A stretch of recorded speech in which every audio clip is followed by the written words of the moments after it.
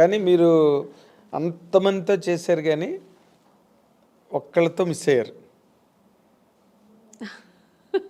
తెలుసండి మీరు ఎవరిని అడుగుతున్నారని. ఎవరు చెప్పండి? మా మెగాస్టార్ చిరంజీవి గారు. అదొక్క అసంతృప్తి ఉందండి, ఆర్టిస్ట్గా అదొక్కటి ఉంది. ఎందుకంటే ఆ టైంలో ఆయనతో చేయడానికి అవకాశం రాని హీరోయిన్ మీరు ఒక్కరే. సౌందర్య చేసింది వచ్చిందా? వచ్చిందండి, నాకు అవకాశం రాలేదు. నేను ఎప్పుడు ఆయన్ని జపిస్తూ ఉండేదాన్ని కదా, ఎలా దేవుడిని జపించేదాన్నో అలాగా నేను చిన్నప్పుడు స్కూల్కి వెళ్ళే టైంలో ఆయన మన రాధా గారి సినిమాలు, విజయశాంతి గారు పక్కన చేసే సినిమాలని ఎక్కువ చూసేదాన్ని. నాకు అక్కడే నేను చిరంజీవి గారు ఫ్యాన్ అయ్యాను. అసలు ఆ చిరంజీవి గారు అంటే ఇంకా పిచ్చి. సినిమా ఎంత పిచ్చో అంతే పిచ్చి నాకు చిరంజీవి గారు అంటే. ఇంకా నేను నా రొమాన్స్ నేను సాంగ్ ఏదో నేను డ్రీమ్లో ఇలా ఊహిస్తానంటే అది చిరంజీవి గారు పక్కన. అంటే హీరోయిన్ తీసి మీరు వెళ్ళిపోతారు. నేను వెళ్ళిపోయేదాన్ని అనమాట. ఇలా నేను అక్కడ చేస్తే ఎలా ఉంటుందని అలా వెళ్ళిపోయేదాన్ని. సో అలా ఒక డ్రీమ్ నాకు ఉండేదన్నమాట. అది నాకు నిజమైంది కూడా. నాకు నిజంగా దొరుకుతుంది అనుకోలేదు. బట్ నాకు ఆఫ్టర్ శుభలగ్నం రిక్షావాడు సినిమా, ఆ సినిమాకి నేను ఫస్ట్ అడిగారనమాట, డేట్స్ కూడా తీసుకున్నారు. మళ్ళీ ఒక షూట్కి వెళ్ళా ఇంకా 15 days ఉన్నప్పుడు నేను చిరంజీవి గారితో మాట్లాడాను కూడా. నేను ఆ టైంలో షూట్కి వెళ్తున్నాను అన్నీ తెలుసు, సౌందర్యకి తెలుసు. సౌందర్య కూడా చాలా హ్యాపీ, ఎందుకంటే సౌందర్య కూడా ఉంది ఆ సినిమాలో.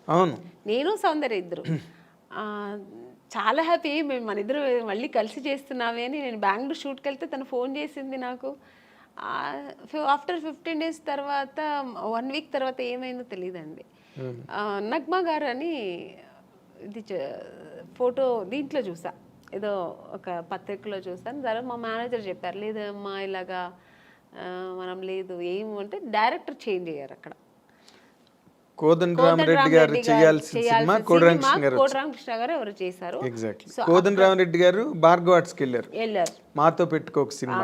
అప్పుడు షఫల్ అయ్యారు డైరెక్ట్. షఫల్ అయ్యేప్పటికి అక్కడ ఏం జరిగిందో తెలియదు, నిజం నాకు తెలియదు, దేవుడికే తెలుసు. నేను మారాను అనమాట. సో చాలా అసంతృప్తి. ఇంకా అదే ఫస్ట్ టైం నేను అప్పుడు అంటే చాలాసార్లు నేను హీరోయిన్ అవ్వలేదని ఏడ్చాను. చిరంజీవి గారి సినిమా దొరకలేదని సెకండ్ టైం ఏడ్చాను నేను. అంటే ఈయన పక్కన చేయలేదు అనే ఒక ఏడుపు అప్పుడు వచ్చింది అనమాట. అదే జీవితాంతం అది జీవితాంతం అలా ఉండిపోయిందండి, ఉండిపోతుంది కూడా. ఉంటుంది ఎందుకంటే ఇంకా దానికి ఇంకా ఆప్షన్ లేదు. మళ్ళీ ఏమైనా రాబోయే రోజుల్లో ఏదైనా సిస్టర్ క్యారెక్టర్ కూడా వచ్చిందండి, నేను చేయలేదు. స్టేట్ ఎవరు మన ఖుష్బు గారు చేశారు. ఏ సినిమా అనేది?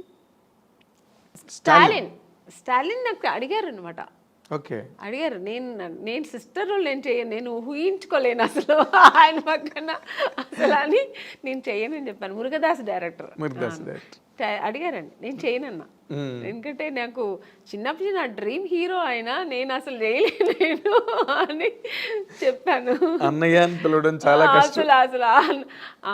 అసలు నా వల్ల కాదు, ఆ ఇమేజ్ కూడా చేయలేను నేను. నా డ్రీమ్ హీరో అలాగే ఉండిపోని నేను చేయనని చెప్పేసా. అప్పుడు చాలా గ్రేట్ డెసిషన్ అది. నిజంగా నేను చేయలేదు. Great decision. అవును, గ్రేట్ డెసిషన్. కన్విక్షన్. అస్సలు నేను కుదరలేదు, నీకు కుదరదు అన్నాను. చాలా ఒక 10 times ఫోన్ చేశారు, నేను చేయనని చెప్పాను.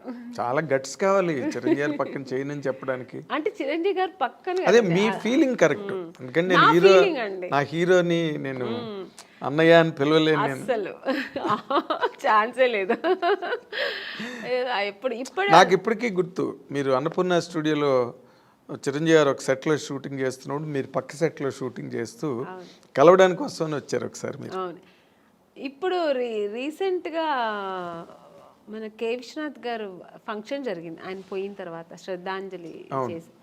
అప్పుడు ఆ ఫంక్షన్ నేను వెళ్ళాను, ఎందుకంటే నేను ఆయన సినిమా చేశాను కదా, శుభ సంకల్పం. అప్పుడు చిరంజీవి గారు మెయిన్ అక్కడ వచ్చారు. చిరంజీవి గారే అది జరిగింది, ఆర్గనైజేషన్ ఆయన తరఫునే జరిగింది. సో చిరంజీవి గారు వస్తే నాకు అసలు ఆ ఫంక్షన్కి వెళ్ళిన సంతోష్ పక్కన చిరంజీవి గారు చూసాను, మళ్ళీ చూస్తున్నానని. నేను ఆయన చూసినప్పుడంతా నేను మళ్ళీ ఆ చిన్నప్పుడు ఆ ఫ్యాన్ ఎలా ఫీల్ అవుతానో ఫీల్ అయిపోతుంటాను. నేను ఆర్టిస్ట్గా మర్చిపోతుంటాను నేను. సో అక్కడ వెళ్ళి స్టేజ్కి వెళ్ళిన తర్వాత అందరూ ఫొటోస్ తీసుకొని నేను అందరూ గ్రూప్ తీసుకున్నారు. నేను మళ్ళీ వెళ్ళి సార్ ఒక్క ఫోటో తీసుకుంటాను సార్ అన్నాను. రామ్మ అని నేనైతే ఎంత అప్పుడు ఫీల్ అయ్యానంటే, నేను ఒక ఫ్యాన్, నాకు నచ్చిన హీరోతో తీసుకున్నానని నేను ఇష్టపడి నాకు నచ్చి తీసుకున్న ఏకైక హీరో చిరంజీవి గారు. అంటే ఆయన ఈ సచ్ ఎ ఫినామినల్ హీరో. మీరు అలాగే ఫ్యాన్స్ లాగా ఉండిపోయారు అప్పటి నుంచి ఇప్పటి వరకు. ఇప్పుడు మళ్ళీ కొత్త హీరోస్ తీసుకుంటున్నాను. ఇప్పుడు చేస్తున్నప్పుడు అందరూ హీరోస్తో నేను తీసుకుంటా పర్సనల్ గా, అది దట్స్ డిఫరెంట్. బట్ నాకు ఇష్టపడి చిరంజీవి గారు పక్కన తీసుకుని ఇలా తీసుకుంటే అసలు మళ్ళీ బ్యాక్ టు 25 years బ్యాక్ వెళ్ళిపోయాను అనమాట. ఇప్పుడు మీరు మాట్లాడుతున్నప్పుడే ఎంతో పొంగిపోతున్నారు తెచ్చుకుని. అంటే అది ఇష్టం నాకు. అంటే ఆయన ఏమో మరి తెలీదు, ఆయన యాక్టింగ్, ఆయన డాన్స్ స్టైలు ఇప్పుడు కూడా అలాగే చేస్తారు ఆయన. అసలు రీసెంట్గా సినిమా చూశాను, వాల్టర్ వీరయ్య. అసలు హీరో గారు ఎంత అసలు ఛాన్సే లేదు. రెడీ అవ్వాలి మరి మీరు. బాలశంకర్ దగ్గరలోనే ఉంది, బాలశంకర్ రిలీజ్ దగ్గరలో ఉంది. వెళ్తానండి ఆగస్ట్ 11. చాలా హైలీ ఎక్స్పెక్టెడ్ ఫిల్మ్. చాలా అది మనకు అక్కడ వేదాళం, తమిళ్ వేదాళం కదా తెలుగులో, అక్కడ పెద్ద హిట్. ఆ ఎక్స్పెక్టేషన్స్ ఇక్కడ కూడా ఉన్నాయి. ఇప్పుడు జనరల్గా అంటే మీరు ఎప్పుడు క్లాసిక్ క్యారెక్టర్స్, ఇంపార్టెంట్ రోల్సే చేశారు. గ్లామర్ వైపు అసలు ఎప్పుడు పోలేదు మీరు. రమ్యకృష్ణ గారు చేశారు, కొంతలో కొంత సౌందర్య కూడా చేసింది. మీరు అసలు అటు పక్కకే పోలేదంటే నాకు స్టార్టింగ్ ఇప్పుడు జంబలకడి పంలో మాస్ క్యారెక్టర్ అండి నేను చేశాను. తర్వాత ఏంటో ఆఫ్టర్ ఇమ్మీడియట్గా నాకు మిస్టర్ పెళ్ళాన్ దొరికింది. మిస్టర్ పెళ్ళాన్ తర్వాత చూసారంటే ఇంకా టోటల్గా హోమ్లీ క్యారెక్టర్స్ దొరికింది నాకు. ఒకవేళ నేను ఆ ఫేస్ నా బాడీ స్ట్రక్చర్ సెట్ అవుతుందేమో కానీ అందరూ ఆమెని అంటే ఇలా ఉంటేనే బాగుంటుంది, శారీ కట్టుకుంటేనే అందంగా ఉంటుందని, సో నాకు అలా బ్రాండ్ వేస్తారనమాట. అప్పట్లో జయసుధ గారికి ఉండేది అది. జయసుధ గారికి ఎలా ఉంటుంది, ఆవిడ ఎప్పుడు మాస్ అంటే అడవి రాముడు అవన్నీ చేశారు కానీ చేశారు, సహజ నటి అని ఒక ముద్ర వేసి ఆవిడని అలా పక్కన పెట్టారు. ఎంత బిజీగా ఉన్నా ఆవిడ అవే కైండ్ ఆఫ్ క్యారెక్టర్స్ చేసుకుంటూ వెళ్ళారు ఇప్పటి వరకు.